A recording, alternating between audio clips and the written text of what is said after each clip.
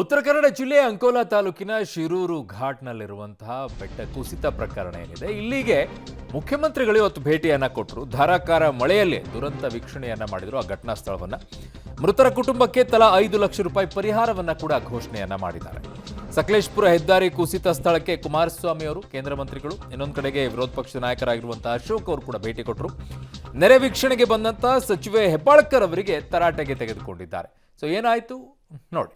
ಅಂಕೋಲಾದ ಶಿರೂರು ಗುಡ್ಡದಲ್ಲಿ ಮತ್ತೋರ್ವ ನಾಪತ್ತೆ. 6ನೇ ದಿನವೂ ಶೋಧ, ಕೇಂದ್ರದಿಂದ ಮಿಲಿಟರಿ ಪಡೆ ಆಗಮನ. ಉತ್ತರ ಕನ್ನಡ ಜಿಲ್ಲೆಯ ಅಂಕೋಲಾ ತಾಲೂಕಿನ ಶಿರೂರಿನಲ್ಲಿ ಗುಡ್ಡ ಕುಸಿದು ದೊಡ್ಡ ಅವಾಂತರವೇ ಆಗಿದೆ. ಗೋಕರ್ಣದ ಗಂಗೆಕೊಳ್ಳದ ಯುವಕನೋರ್ವ ನಾಪತ್ತೆಯಾಗಿದ್ದಾನೆ ಅಂತ ಹೇಳಲಾಗ್ತಾ ಇದೆ. ಕಳೆದ 5 ದಿನಗಳಿಂದ ಲೋಕೇಶ್ ಕಣ್ಮರೆ ಆಗಿದ್ದು, ಈ ಬಗ್ಗೆ ಲೋಕೇಶ್ ತಾಯಿ ದೂರು ಕೊಟ್ಟಿದ್ದಾರೆ. ಇನ್ನು ಕುಸಿದ ಗುಡ್ಡದ ಬಳಿ ಇದ್ದಂತಹ ಹೋಟೆಲ್ನಲ್ಲಿ ಲೋಕೇಶ್ ಇದ್ದಿದ್ದನ್ನ ಬಸ್ ಚಾಲಕನೋರ್ವ ನೋಡಿದ್ದಾನೆ ಅನ್ನೋ ಮಾಹಿತಿ ಇದೆ. ಇನ್ನು ಈಗಾಗಲೇ ಜಿಲ್ಲಾಡಳಿತ ನೀಡಿರುವಂತಹ ಮಾಹಿತಿ ಪ್ರಕಾರ 10 ಮಂದಿ ಗುಡ್ಡ ಕುಸಿತದಲ್ಲಿ ಸಾವನ್ನಪ್ಪಿದ್ದಾರೆ. ಇಲ್ಲಿ ತನಕ 7 ಮಂದಿ ಮೃತದೇಹ ಸಿಕ್ಕಿದ್ದು, ಉಳಿದ 3 ಶೋಧ ಕಾರ್ಯ ಮುಂದುವರೆದಿದೆ. ಇನ್ನು ಎನ್ಡಿಆರ್ಎಫ್, ಎಸ್ಡಿಆರ್ಎಫ್ ತಂಡಗಳು ಶೋಧ ಕಾರ್ಯ ನಡೆಸ್ತಾ ಇವೆ. ಆದ್ರೆ ಗಂಗಾವಳಿ ನದಿಯಲ್ಲಿ ನೀರಿನ ಮಟ್ಟ ಹೆಚ್ಚಾಗಿರೋದ್ರ ಜೊತೆಗೆ ಮಣ್ಣು ಮಿಶ್ರಿತ ನೀರು ಬರ್ತಾ ಇರುವ ಹಿನ್ನೆಲೆ ನದಿಯಲ್ಲಿ ಶವಗಳ ಪತ್ತೆ ಮಾಡುವುದು ತಲೆನೋವಾಗಿದೆ. ಇದೇ ಹಿನ್ನೆಲೆಯಲ್ಲಿ ಕೇಂದ್ರದಿಂದ ಮಿಲಿಟರಿ ಪಡೆ ಕೂಡ ಆಗಮಿಸಿದ್ದು ಶೋಧ ಕಾರ್ಯದಲ್ಲಿ ತೊಡಗಿದ್ದಾರೆ.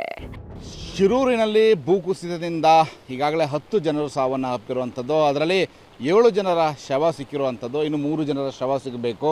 ಅದಕ್ಕಾಗಿ SDRF ತಂಡ ಮತ್ತು NDRF ತಂಡ ಸತತ ಕಾರ್ಯಾಚರಣೆ ನಡೆಸ್ತಾ ಇತ್ತು. ಆದರೆ ಹೆಚ್ಚಿನ ಮಳೆ ಬಂದಿರೋದ್ರಿಂದ ಈಗ ತಂಡದಿಂದ ಕಾರ್ಯಾಚರಣೆ, ಅದರಲ್ಲಿಯೂ ಗಂಗಾವಳಿಯ ನದಿ ನೀರಿನಲ್ಲಿ ಕಾರ್ಯಾಚರಣೆ ಈಗ ಸದ್ಯಕ್ಕೆ ಬಂದಾಗಿರೋದು.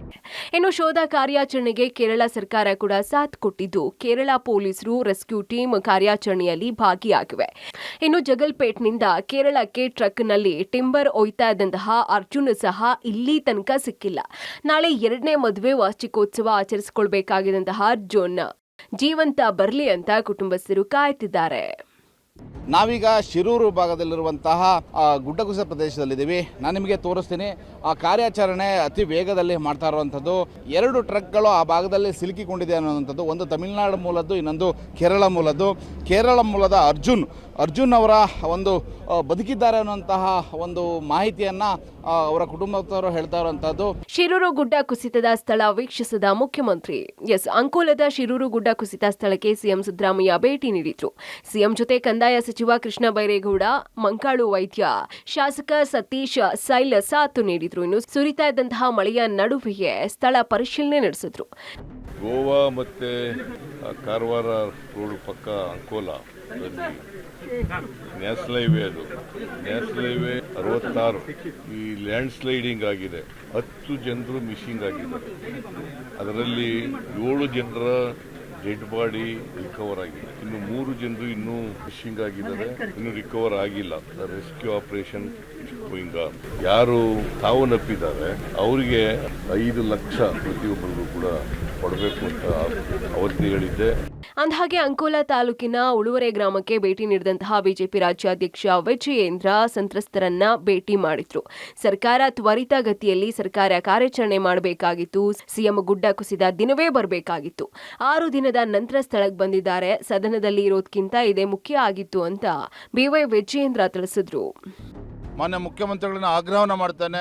ಪರಿಹಾರ ಕೊಡ್ತಕ್ಕಂಥದ್ದು ಒಂದು ಕಡೆ, ತಕ್ಷಣ ಪರಿಹಾರನ ಕೊಡಬೇಕು. ಜೊತೆಲಿ ಇವತ್ತೇನು ಜನ ಭಯಭೀತರಾಗಿದ್ದಾರೆ, ನಮ್ಮ ತಾಯಂದ್ರು ಏನು ಭಯಭೀತರಾಗಿದ್ದಾರೆ, ಅವರಿಗೆ ಶಾಶ್ವತವಾಗಿರ್ತಕ್ಕಂಥ ಒಂದು ನೆಲೆ, ಒಂದು ಸೂರ್ಯತ್ತು ಕಲ್ಪಿಸಿಕೊಡ್ಬೇಕಾಗಿದೆ. ಸಕಲೇಶಪುರದ ಹೆದ್ದಾರಿ ಕುಸಿದ ಸ್ಥಳಕ್ಕೆ ಎಚ್ಡಿಕೆ ಅಶೋಕ್, ಕಳಪೆ ಅವೈಜ್ಞಾನಿಕ ಕಾಮಗಾರಿ ಆರೋಪ ಮಾಡಿದ ನಾಯಕರು. ಹಾಸನ ಜಿಲ್ಲೆಯ ಮಲೆನಾಡು ಭಾಗದಲ್ಲಿ ಮಳೆ ಹಿನ್ನೆಲೆ ಸಕಲೇಶಪುರ ತಾಲೂಕಿನ ಕೊಲ್ಲಹಳ್ಳಿ ರಾಷ್ಟ್ರೀಯ ಹೆದ್ದಾರಿ ಕುಸಿದಿತ್ತು. ಇವತ್ತು ಘಟನಾ ಸ್ಥಳಕ್ಕೆ ಕೇಂದ್ರ ಸಚಿವ ಕುಮಾರಸ್ವಾಮಿ ಮತ್ತು ವಿಪಕ್ಷ ನಾಯಕ ಅಶೋಕ್ ಪ್ರತ್ಯೇಕವಾಗಿ ಭೇಟಿ ನೀಡಿದ್ರು. ಮಳೆ ನಡುವೆಯೂ ಕೂಡ ಮಳೆ ಹಾನಿ ಪ್ರದೇಶಗಳಿಗೆ ಭೇಟಿ ನೀಡಿ ಪರಿಶೀಲನೆಯನ್ನ ನಡೆಸಿದ್ರು. ಬಳಿಕ ಸಕಲೇಶಪುರ ದೊಡ್ಡ ತಪ್ಪಲು ಗುಡ್ಡ ಕುಸಿತ ಪ್ರದೇಶಕ್ಕೆ ಒಟ್ಟಿಗೆ ಭೇಟಿ ನೀಡಿದಂತಹ ಕುಮಾರಸ್ವಾಮಿ ಹಾಗೂ ಅಶೋಕ್ ಪರಿಶೀಲನೆಯನ್ನ ನಡೆಸಿದ್ರು. ಅವೈಜ್ಞಾನಿಕ ಮತ್ತು ಕಳಪೆ ಕಾಮಗಾರಿಯಿಂದಾಗಿ ಹೀಗಾಗಿದೆ ಅಂತ ಎಚ್ಡಿಕೆ ಡಿಕೆಶಿ ವಿರುದ್ಧ ಗುಡುಗಿದ್ರು. ಕಳೆದ 5-6 ದಿನಗಳಿಂದ ಮಳೆ ಏನು ಪ್ರಾರಂಭ ಆಗಿದೆ. ಒಂದು ಕಡೆ ನಮಗೆ ಜಲಾಶಯಗಳು ತುಂಬಿದ್ದು ಈ ಮಳೆಯ ಅನಾಹುತದಿಂದ ಮೂಲಭೂತ ಸೌಕರ್ಯಗಳ ಮೇಲಾಗಿರ್ತಕ್ಕಂಥ ಸಮಸ್ಯೆಗಳೇನಿದೆ, ಸಮಸ್ಯೆಗಳಿಗೆ ಸರ್ಕಾರ ಸ್ಪಂದಿಸಬೇಕು ಅನ್ನೋದನ್ನ ಹೇಳಿಕ್ಕೆ ಬಯಸ್ತೀನಿ ನಾನು. ಸೊ ಮಳೆ ಈ ಬಾರಿ ಜೋರಾಗಿರೋದ್ರಿಂದ ಬಹಳಷ್ಟು ಕಡೆ ಲ್ಯಾಂಡ್ ಸ್ಲೈಡ್ ಆಗಿದೆ, ಬಹಳಷ್ಟು ಜನ ಸತ್ತಿದ್ದಾರೆ. ಈ ರಾಜ್ಯದಲ್ಲಿ ಬಹಳಷ್ಟು ಈ ಸರಿ ಮಳೆ ಬಂದು ಅನಾಹುತಗಳಾಗಿದೆ. ಸರ್ಕಾರ ಕೂಡಲೇ ಅದಕ್ಕೆ ಧಾವಿಸಿ ಪರಿಹಾರ ಕೊಡುವಂತದ್ದು ಇಮಿಡಿಯೇಟ್ ಮೆಷರ್ಸ್ ತಗೊಬೇಕಾಗಿತ್ತು. ದೂರದಿಂದ ಸೋಮೇಶ್ವರ ಗುಡ್ಡ ಕುಸಿತ ವೀಕ್ಷಿಸಿದ ಸಚಿವೆ.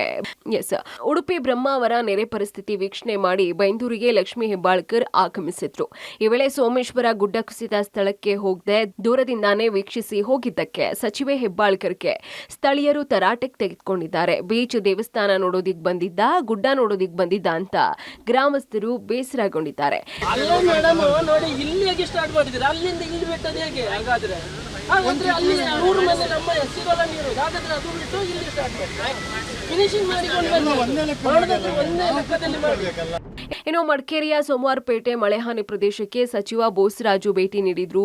ಈ ವೇಳೆ 2018ರ ಸಂತ್ರಸ್ತರ ಪುನರ್ವಸತಿ ಬಡಾವಣೆಗೆ ಬಂದಿದ್ದಂತಹ ಸಚಿವ ಬೋಸರಾಜ್ಗೆ ಸಂತ್ರಸ್ತರು ತರಾಟೆಗೆ ತೆಗೆದುಕೊಂಡಿದ್ದಾರೆ.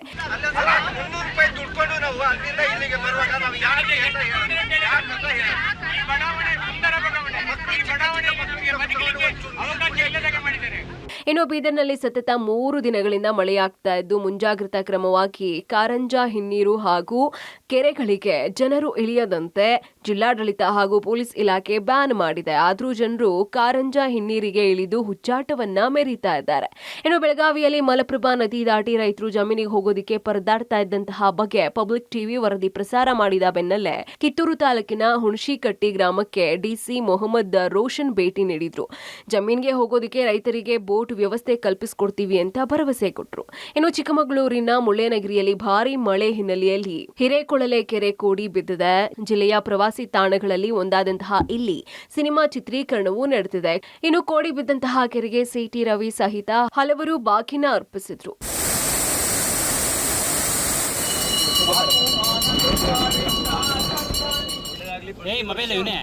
ಇನ್ನು ಕಾಫಿನಾಡು ಚಿಕ್ಕಮಗಳೂರಿನಲ್ಲಿ 2 ಪ್ರಾಣಾಪಾಯದಿಂದ ಪಾರಾಗಿದ್ದಾರೆ.